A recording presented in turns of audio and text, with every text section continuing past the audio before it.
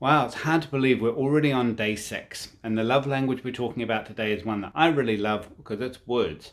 And so when we're doing stuff with words, what we're really looking for is that we're not just making an abundance of sound, but that we're being really specific about what it is that we like, that we care about with our partner, and we're being intentional and using words and things that are impactful and powerful for them.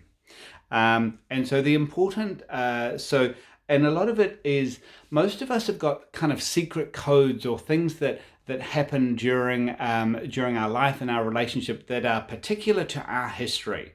And so using those kind of code words in a way in our conversation is kind of like a reminder to our partner that we have a secret bond. And what we're looking for is a sense of meaning and also a sense of poignancy, that when we're using words, when we're remembering stuff, when we're kind of, in a sense, linking back to old powerful experiences, we're basically weaving the connection ties more powerfully and more strongly. Now, my pro tip in terms of this is feel free to steal.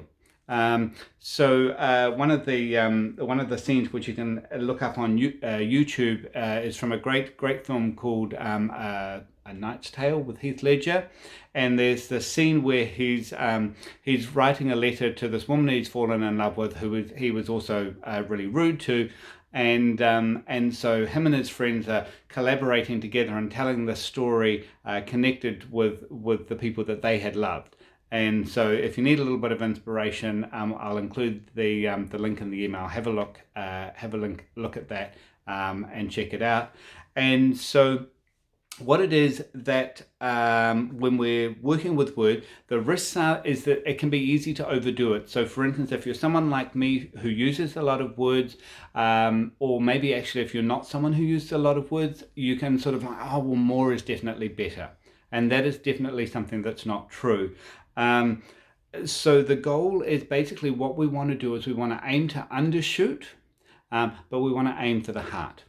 And so this is one of those things we're preparing, writing something down, even borrowing some stuff from poetry that resonates, that speaks to us. So using the words of someone else can be really helpful.